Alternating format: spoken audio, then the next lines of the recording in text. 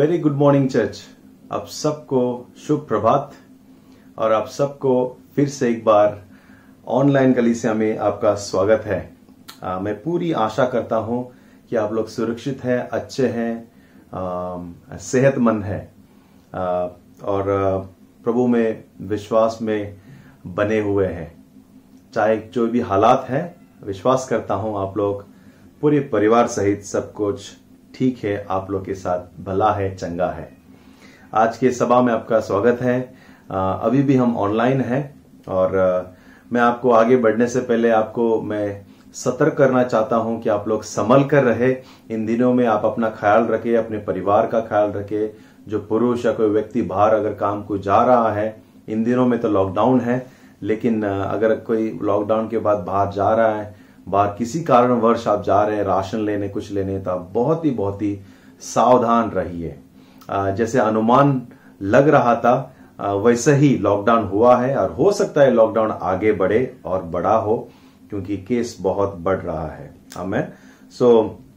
और एक चीज आप करें इन हफ्ते में, कृपया करके किसी को आप फोन करें। किसी जो बहुत दिनों से आपने फोन नहीं किया है उसको, एक परिवार को, इस हफ्ते में एक परिवार को फोन करके आप उनका हालचाल पूछिए। आप उनको कॉल करके देखिए कि कैसे हैं वे लोग। अच्छा रहेगा आप एक दूसरे को कॉल करें और ऐसे परिवार को कॉल कीजिए जिसको आपने बात नहीं किया हो, बहुत दिन हुए।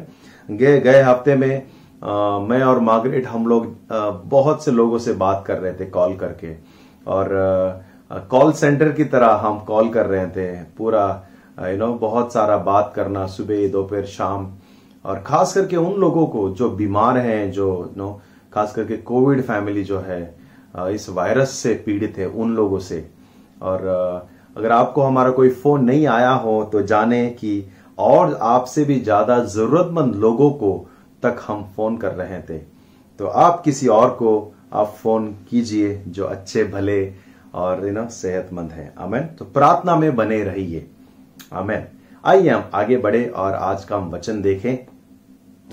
गए हफ्ते मैंने विश्वास से जीवित रहेगा इसके विषय पर मैंने वचन बांटा था आपके साथ में। विश्वासी लोग विश्वास से जीवित रहेगा।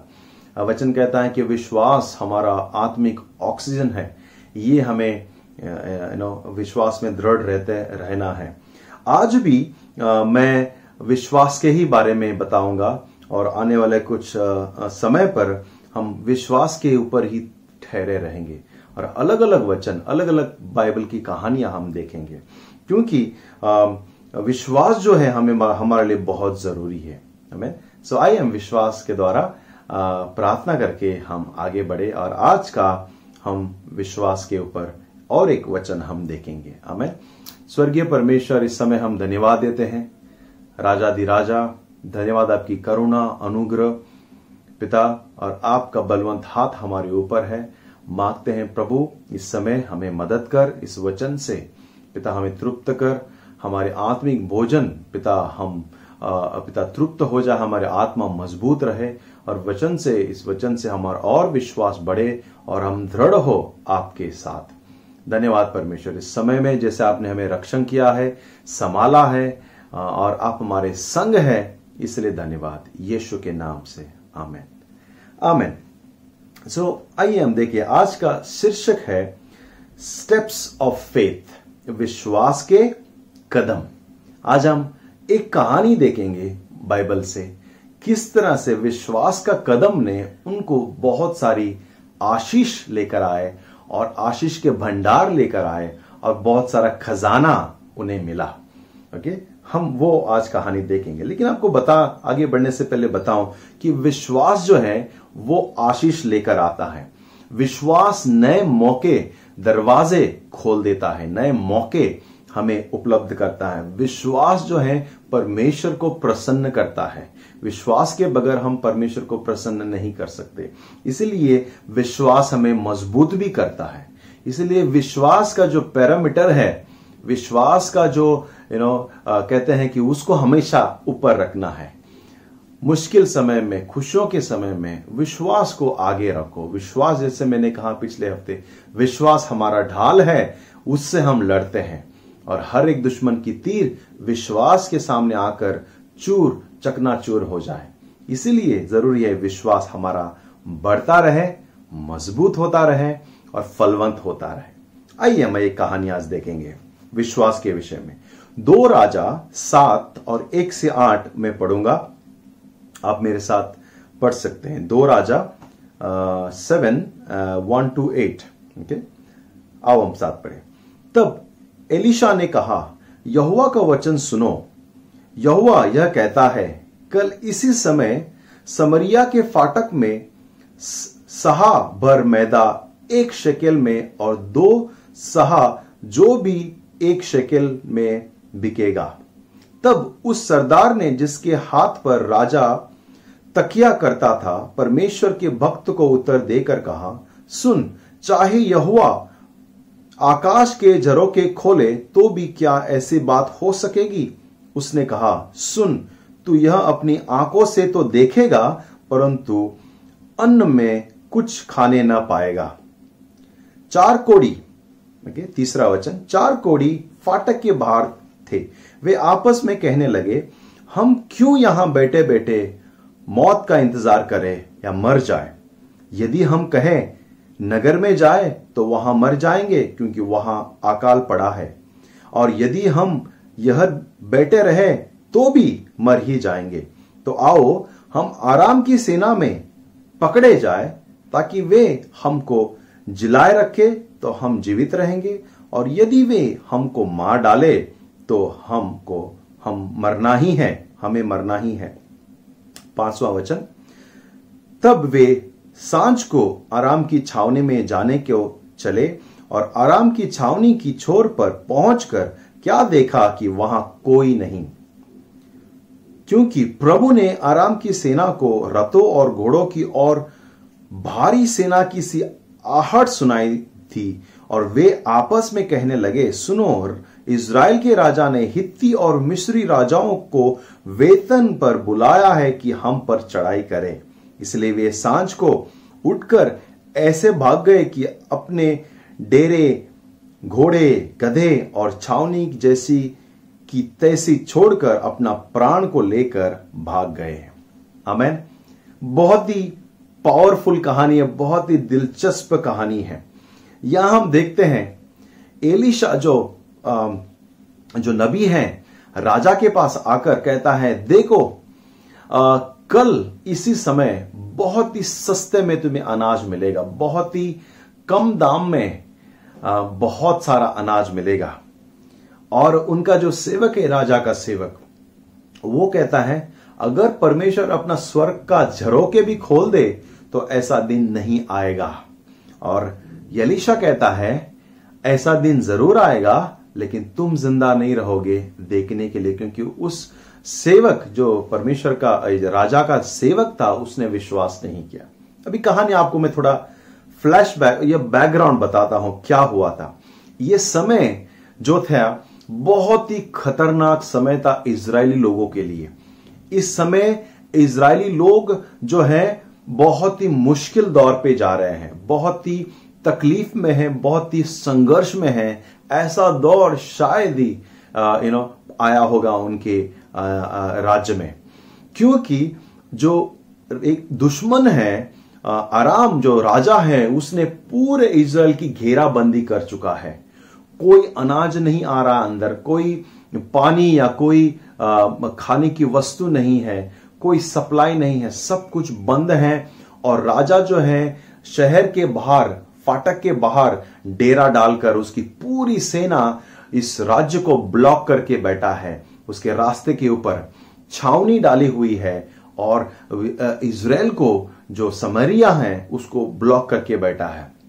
दूसरी, क्योंकि बहुत साल से बारिश नहीं हुई है, ओके, इसी वजह से कोई अनाज बाकी नहीं है, कोई खाना नहीं है, कोई खाने की वस्तु नहीं है, अकाल पड़ा है। थोड़ा सा जो भी खाना है वो बहुत ही महंगा हो चुका है, बहुत ही महंगा हो चुका है।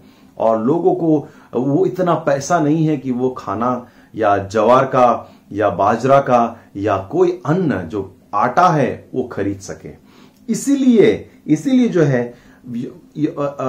एलीशा जो है वो भविष्यवाणी करता है और कहता है कल इसी समय खाना सस्ता हो जाएगा। इसीलिए वो जो सेवक है वो विश्वास नहीं कर रहा है। आज हम जानते हैं हमारे देश में बहुत ही महंगाई बढ़ गई है। 85 या 87 जो भी है पेट्रोल हो गया है। अगर मैं आपको कहूं कल इसी टाइम पे जो आपका पेट्रोल है वो 35 रुपीस हो जाएगा, क्या आप विश्वास करेंगे? बहुत ही मुश्किल होगा। लेकिन ऐसा ही कुछ समय है जो एलीशा कहता है कल इसी समय पर पेट्रोल 35 हो जाएगा। और जो विश्वास नहीं करता वो कहता है उसे कहता है पेट्रोल तो सस्ता हो जाएगा लेकिन तुम जिंदा नहीं रहोगे इस देखने के लिए। यह समय बहुत ही अकाल पड़ा है। यहां तक कि भी लोग जो है अपने बच्चों को मार के खा रहे हैं। हां, इसी अध्याय में 6वां अध्याय में जो औरत है अपने बच्चों को मार के पका के खाए हैं क्योंकि उनको जिंदा रहना है। इतना दुर्दशा हो चुकी है इस देश की। और कहानी कुछ और मोड़ लेती है। उस फाटक पे 4 कोढ़ी दोस्त बैठे हैं। 4 कोढ़ी हैं जो अरो फाटक के बाहर बैठे हैं क्योंकि उन दिनों में इजराइल में किसी कोढ़ियों को अंदर नहीं लेते थे, वो बाहर रहते थे। और वहां बैठे हैं, भूखे हैं, लाचार हैं, कोई मदद नहीं है, कोई खाना नहीं है और वो मर रहे हैं। वो इंतजार कर रहे हैं कि कोई कुछ चमत्कार होगा और उसी क्षण उनके जीवन में कुछ होता है। और वो कहते हैं एक दूसरे को क्यों हम बैठे बैठे मौत का इंतजार करें यहां पर। वो चारों जो कोढ़ से भरे हुए हैं, बीमार हैं, लेकिन उनका विश्वास अभी जवाब दे चुका है। वो कहते हैं क्यों हम यहां बैठे और क्यों हम मौत का इंतजार करें बैठे बैठे। वो कहते हैं कि अगर हम शहर में गए तो शहर में कोई खाना नहीं है, वहां पे अकाल है, वहां पे मरना तय है। यहां हम बैठे रहे तो यहां भी मरना तय है, यहां पर भी हम बैठ के मरने वाले हैं। क्यों ना हम दुश्मन की छावनी में जाए। वो कहते हैं एक दूसरे को क्यों ना हम दुश्मन की छावनी को जाए जो शहर के बाहर डेरा डाल के बैठा है, हम वहां जाएंगे। अगर वो मारना चाहे तो मारने दो, वैसे भी हम मरने ही वाले हैं। अगर नहीं मारे तो हो सकता है वो हमें कुछ खाने के लिए दे दे और हमें जिंदा रख दे। यह सोचकर वे दोनों चारों जो है उठ पड़ते हैं। प्रिय लोगों, भले बीमार हैं, लाचार हैं, लेकिन एक विश्वास उसके अंदर जगता है, एक आशा उत्पन्न होती है उनके अंदर कि वैसे भी हम मरने वाले हैं, क्यों ना हम विश्वास से जाएंगे, दुश्मन के डेरे में जाएंगे और हम वहां देखेंगे, हो सकता है परमेश्वर अनुग्रह कर दे और हम बच जाए। एक विश्वास, एक आशा, एक ताकत अंदरूनी, एक जो सकारात्मक सोच उठती है उनके अंदर और वह विश्वास को लोग कार्य में डालते हैं और वे लोग विश्वास के कदम लेते हैं। विश्वास के कदम लेकर उस फाटक से चल पड़ते हैं दुश्मन की डेरे की ओर, पूरे हिम्मत के साथ, पूरे विश्वास के साथ कि कुछ होगा। विश्वास के कदम, ये चारों विश्वास के कदम लेते हैं और जाते हैं। उनके अंदर विश्वास है, सब कुछ बिखरा हुआ है, सब कुछ चला गया है, सब कोई आशा नहीं है, लेकिन एक विश्वास के कदम को लेकर जब वो चलते हैं पूरा उनका जीवन बदल देता है। प्रिय लोगों, इस समय हम भी ऐसे ही कुछ परिस्थिति से जा रहे हैं। इकोनॉमिक का पता नहीं, हेल्थ का कोई गारंटी नहीं, जीवन का कोई गारंटी नहीं, संघर्ष ही संघर्ष। लोग काम खो रहे हैं, बिजनेस जा रहा है, महंगाई बढ़ रही है, बीमारी आ रही है, एक डर का माहौल है। सरकार क्या करेगी पता नहीं, हॉस्पिटल का कोई गारंटी नहीं, डॉक्टर पे लोगों को भरोसा नहीं है, वो जो इंजेक्शन है, जो वैक्सीन है, वो काम करेगा कि नहीं वो पता नहीं, ऑक्सीजन मिलेगा अगर कि नहीं वो भी पता नहीं डॉक्टर के हॉस्पिटल में दाखिल होने के बाद में। परिस्थिति आज हमारा बहुत ही खराब है, एक डर का माहौल है, महामारी चरम पर है। प्रिय लोगों, लेकिन आपको मैं प्रोत्साहन करूंगा कि आपके अंदर विश्वास की कमी ना हो। हम विश्वास करें, हम जाने और विश्वास के कदम ले, हम ऐसे कदम ले जो एक सकारात्मक माहौल लेकर आएगा हमारे जीवन में, हमारे परिवारों में, हमारे कलीसिया के जो परिवार हैं उनके बीच में, मित्र जनों के बीच में। हमारा विश्वास का कदम उनको भी प्रोत्साहन करें। यहां 4 मित्र पूरे विश्वास से खड़े हुए हैं, उठ खड़े हुए हैं कि जो होगा देखा जाएगा, चलो हम चलते हैं।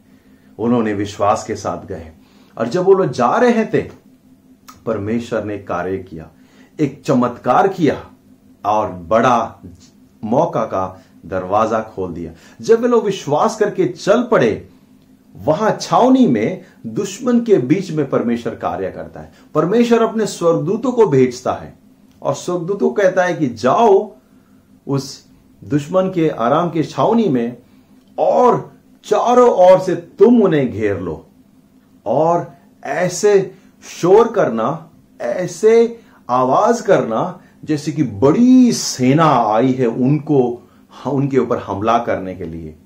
ऐसे ऐलान, ऐसे वीर की विजय हुई हुई ऐसी सेना जैसे आवाज करती है, एक शोर होता है, बड़ा शोर जिसे पता चलता है कि बड़ी सेना आ रही है, ऐसे आवाज करना।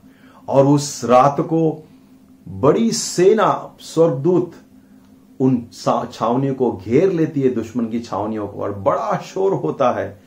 और जैसे ही दुश्मन सुनते हैं, उनको लगता है कि इजरायली ने जो मिस्री की सेना है और जो दुश्मन की जो मौये की सेना है, उनको शायद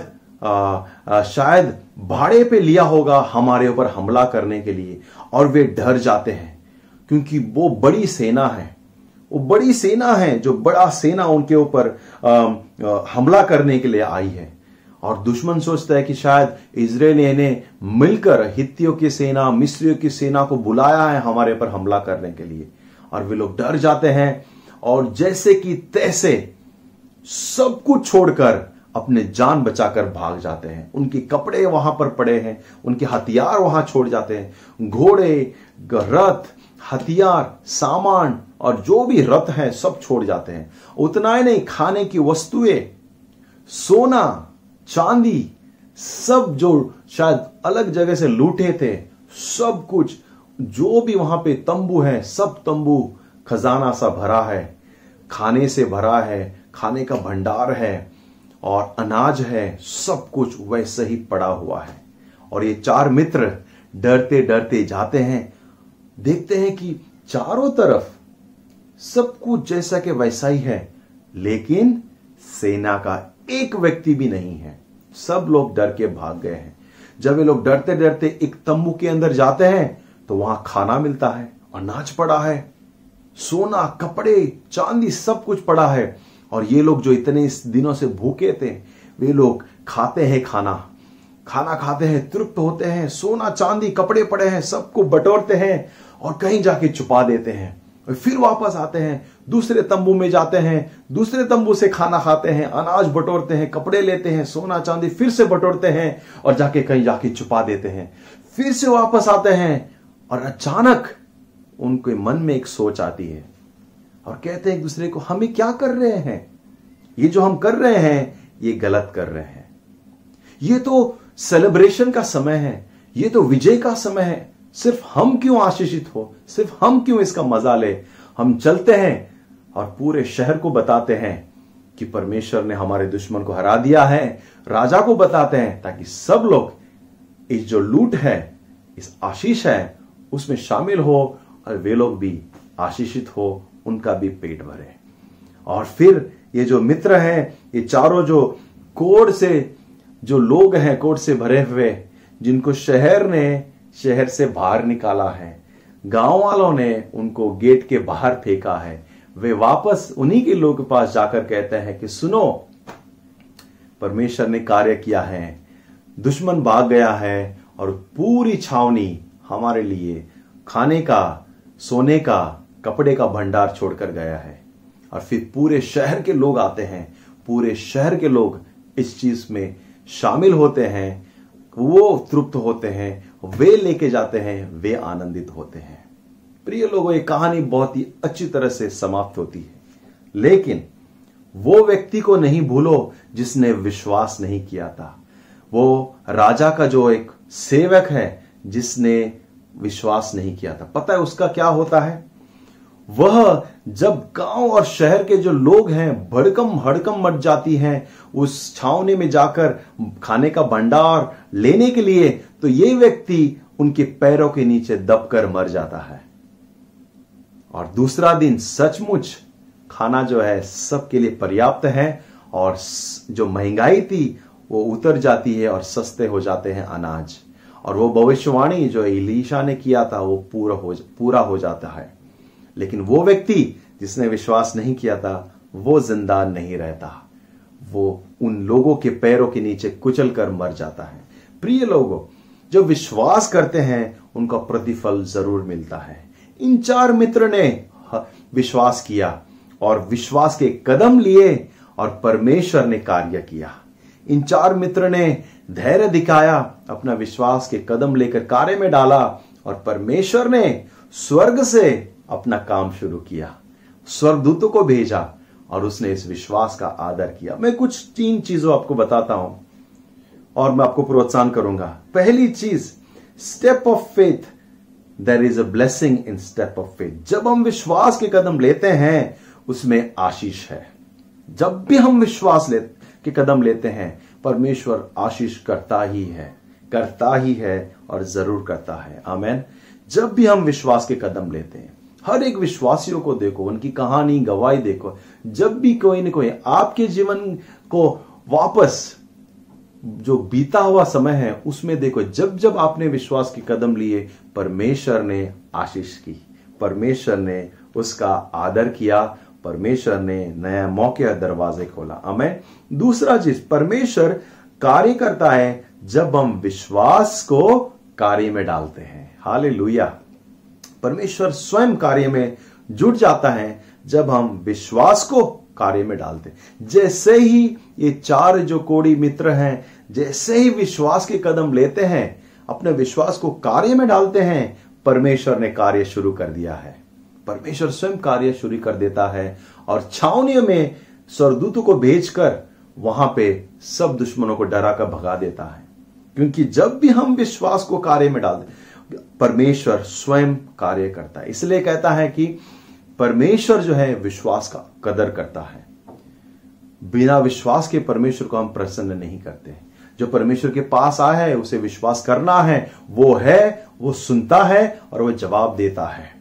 वो है इसलिए जवाब देता है। यह हमें विश्वास करना है। विश्वासी लोग विश्वास से जीवित रहेंगे। यूहन्ना 3:16 कहता है, जिसने परमेश्वर के पुत्र पर विश्वास किया उस पर दंड की आज्ञा नहीं है, लेकिन जिसने विश्वास नहीं किया वो दोषी ठहर चुके हैं। आमीन। विश्वास ने हमें बचाया है। विश्वास परमेश्वर के कार्य को, परमेश्वर के हाथों को कार्य में डालता है। जो विश्वासी यहां पर पृथ्वी पर बांधेंगे वो स्वर्ग में बंधेगा। जो विश्वासी यहां पृथ्वी पर खोलेगा वो स्वर्ग में खुलेगा।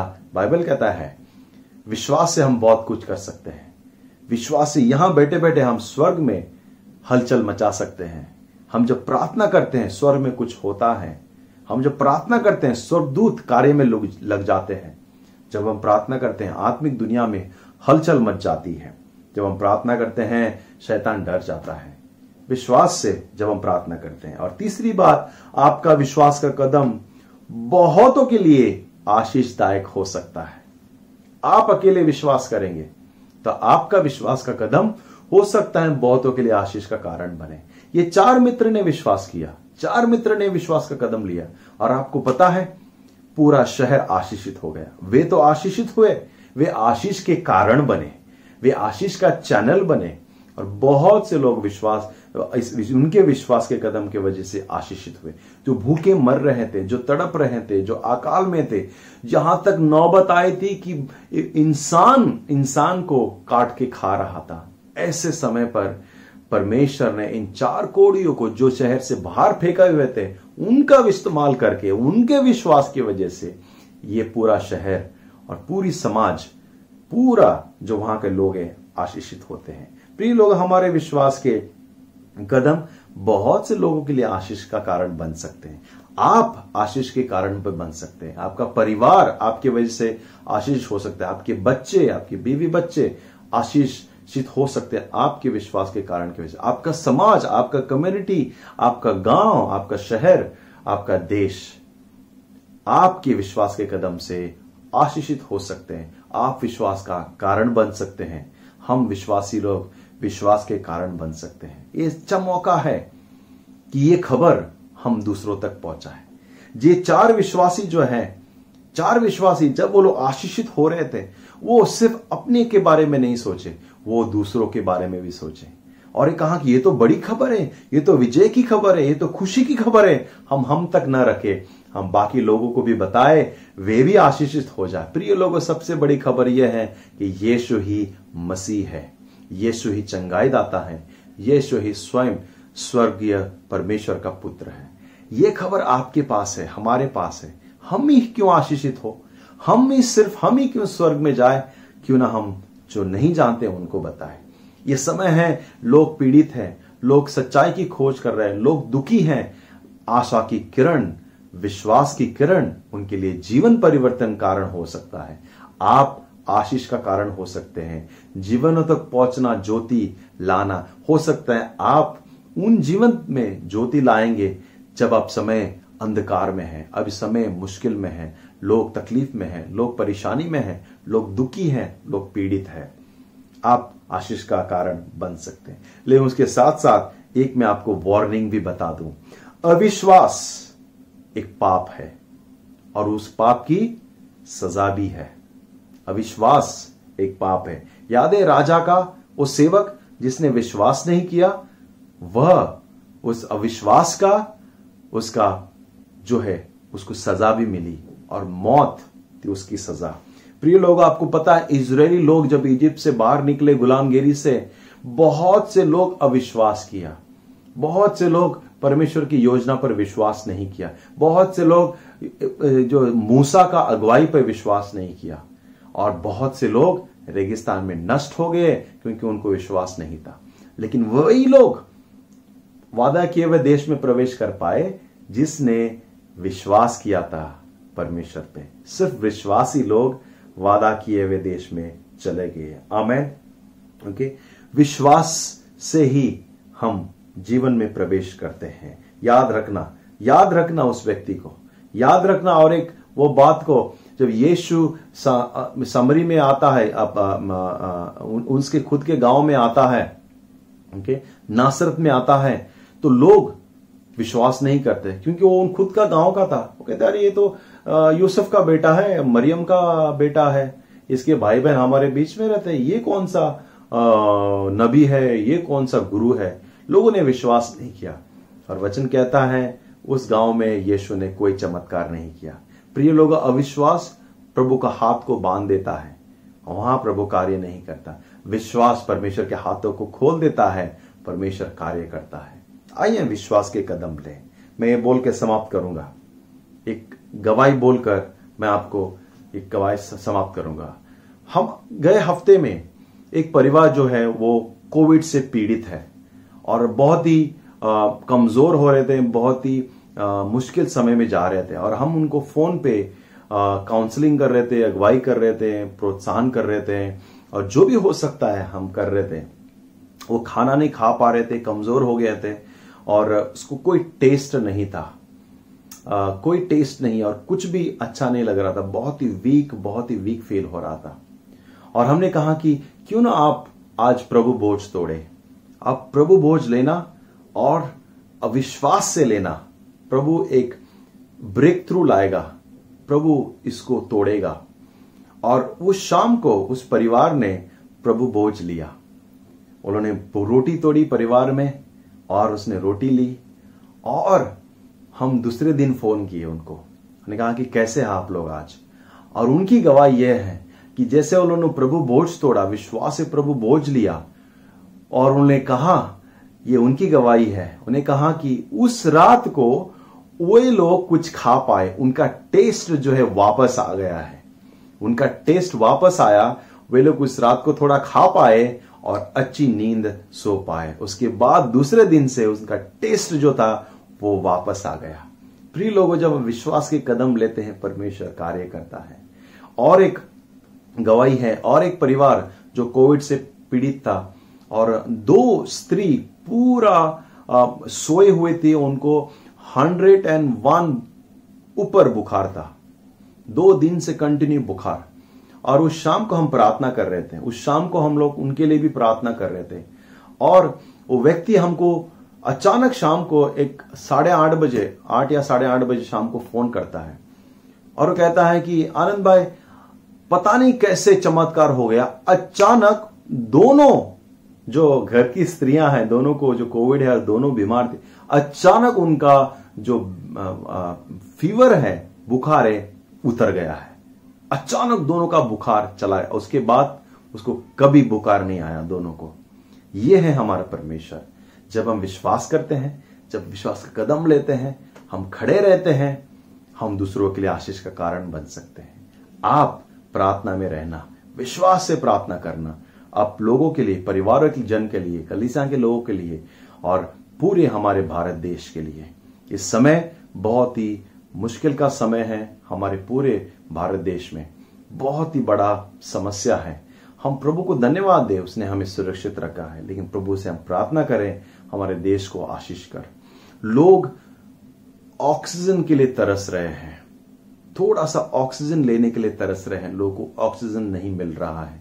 प्रिय लोगों, हम प्रभु को धन्यवाद देना है जिसने हमें जीवन भर फ्री में ऑक्सीजन दिया है, फ्री में हमें ऑक्सीजन सप्लाई किया है, उसको हम धन्यवाद देना है और विश्वास से चलना है। आज लोग ऑक्सीजन के लिए तरस रहे हैं, थोड़ा सा उनको सिलेंडर मिल जाए, कितना भी पैसे देने के लिए तैयार है, लेकिन हमें कभी भी हमने यह नहीं सोचा था कि लोग ऑक्सीजन के लिए तरसेंगे, क्योंकि ऑक्सीजन तो फ्री है, परमेश्वर ने हमें दिया है और हम इतने सालों से फ्री में हम सांस ले रहे हैं, लेकिन कभी कभी हम धन्यवाद नहीं देते। प्रभु धन्यवाद, आज मैं सांस ले पाया क्योंकि आपने उस ऑक्सीजन को मेरे लिए फ्री में दिया है। क्यों ना हम धन्यवाद दे प्रभु को और कहें प्रभु धन्यवाद, और विश्वास से हम निडर रहें, विश्वास के साथ हम चले। आमीन। आइए मैं प्रार्थना के साथ समाप्त करता हूं। स्वर्गीय पिता, धन्यवाद, आप भला परमेश्वर है, अनुग्रह प्रेमी परमेश्वर है। हमारा विश्वास आपको आदर लाता है। जब हम विश्वास के कदम लेते हैं, आप 99 कदम लेकर हमारे विश्वास का आदर करके आशीष करते हैं। और इस समय मैं प्रार्थना करता हूं यीशु मसीह के नाम से, जो सुन रहे हैं, देख रहे हैं, यीशु मसीह के नाम से सबको आशीष कर, सबको रक्षा कर, आपके कवच में रख और आपके रक्षण में रख, आपके अनुग्रह में रख। धन्यवाद परमेश्वर, आशीष कर हमारे सब प्रिय परिवारों को, यीशु मसीह के नाम से। आमेन, आमेन। God bless you. अच्छा हफ्ता हो आपका।